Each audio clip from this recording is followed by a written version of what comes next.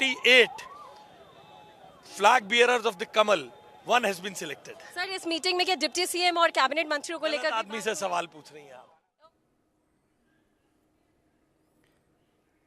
तमाम वो चेहरे जिनके नाम चल रहे थे थोड़े से बुझे हुए लग रहे हैं। सतीश उपाध्याय को आप देख सकते हैं, थोड़ा सा चेहरे पर एक मायूसी।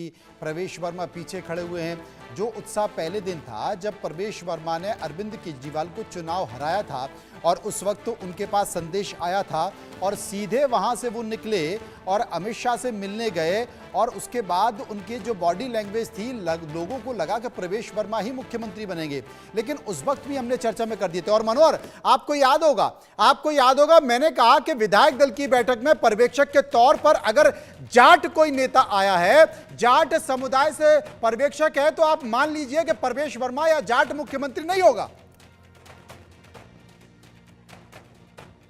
सही कहा। और वो आपका जो राजनीतिक अब तक का अनुभव रहा है कवरेज का, वो सही साबित हुआ है। और ओपी धनखड़ ने रेखा गुप्ता के नाम को आगे रखा है। जो पर्ची निकली थी वो रेखा गुप्ता। कपिल मिश्रा क्या कह रहे हैं, सुनते हैं कपिल मिश्रा। जब 100% वो संभाल पाएंगी, सुयोग्य है, उनका पूरा एक ट्रैक रिकॉर्ड है सार्वजनिक जीवन का। और मुझे लगता है कि एक बहुत ही ऐतिहासिक निर्णय आज लिया गया है। आखिरी सवाल है, अंदर जब ये प्रस्ताव पेश हो रहे थे तो क्या कोई यहाँ पर कॉन्फ्लिक्ट भी देखा गया? नहीं, कैसा कॉन्फ्लिक्ट, ये तो प्रसन्न और आनंद के साथ सर्वसम्मति से निर्णय लिया गया है।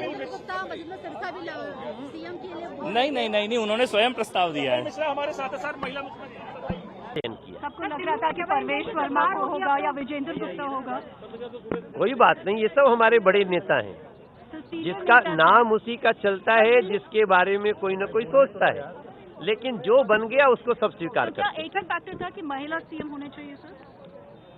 अभी ऐसा नहीं है, रेखा गुप्ता जी की अपनी क्षमता है और हमारे यहाँ इतना नहीं सोचा जाता। कोई एक कार्यकर्ता बनना था, भाजपा का मुख्यमंत्री रेखा गुप्ता आगे बढ़ गई। दिल्ली में क्या बदलाव देखे जाएंगे? डबल इंजन की सरकार है, महिला आपको ऐसी दिल्ली बना करके देंगे जिसपे आपको एक दिल्ली के नागरिक के रूप में गर्व होगा।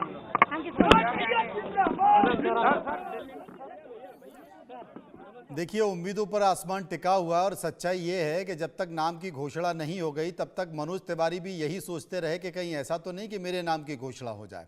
लेकिन अब हो गई तो हो गई और तमाम वो उम्मीदवार, तमाम वो दावेदार जिनके नाम चल रहे थे वो सब पीछे छूट गए। और आप देख सकते हैं कि जिस तरीके से प्रवेश वर्मा पीछे खड़े हुए हैं, सतीश उपाध्याय पीछे खड़े हुए हैं, ये तमाम लोग पीछे खड़े हुए हैं, लेकिन वो पीछे खड़े रह गए और रेखा गुप्ता दिल्ली की मुख्यमंत्री बन गई। इसी को भारतीय जनता पार्टी कहा जाता है। लेकिन हम लगातार इस बात को बता रहे थे कि इस बार संकेत भारतीय जनता पार्टी, क्योंकि मैंने आपसे कहा था मनोहर, मैंने आपसे इस बात का जिक्र किया था कि बीजेपी का जो संसदीय दल है, बीजेपी का जो संसदीय बोर्ड है, उसमें सभी समुदाय को लेना होता है, महिला की भागीदारी भी होती है। और आपको याद होगा कि हरियाणा की एक वरिष्ठ महिला नेता इसमें संसदीय बोर्ड की सदस्य हैं, तो अब उनकी जगह दिल्ली की रेखा गुप्ता संसदीय बोर्ड की सदस्य हो जाएंगी।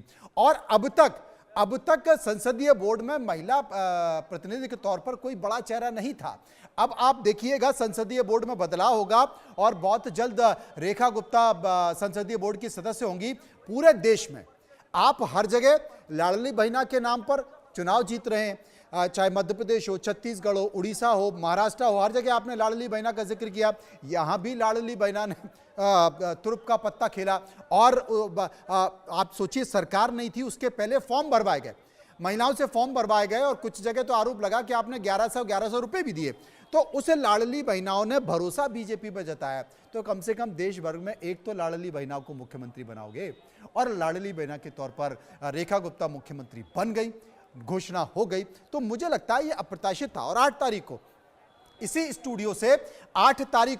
स्टूडियो से अपने तमाम गेस्ट के सामने आलोक मेहता जी भी थे। मैंने कहा कि इस बार दिल्ली से कोई ना कोई महिला मुख्यमंत्री बनेगी और बीजेपी किसी ना किसी महिला को मुख्यमंत्री बनाएगी। क्योंकि किसी भी राज्य में, इतने राज्यों में बीजेपी की सरकार है, लेकिन किसी भी राज्य में महिला को मुख्यमंत्री नहीं बनाया है। इसीलिए महिला मुख्यमंत्री के तौर पर रेखा गुप्ता को पार्टी ने विधायक दल का नेता बना लिया है। अब शपथ ग्रहण समारोह कल होगा और भारतीय जनता पार्टी की तरफ से देश में पहली बार किसी राज्य की मुख्यमंत्री महिला होगी, रेखा गुप्ता होगी। मनोहर, अधिक बिल्कुल अब आप समझ रही है कि बीजेपी की जितनी राज्यों में सरकार चल रही है 20 राज्यों में कोई भी महिला मुख्यमंत्री नहीं है। और दूसरी बात है कि जो आपने पार्लियामेंट्री बोर्ड की बात की, सुधा यादव हरियाणा से आती हैं, वो संसदीय दल में मेंबर हैं। और अभी अगर आप देखेंगे तो रेखा गुप्ता महिला मोर्चा में राष्ट्रीय उपाध्यक्ष भी है।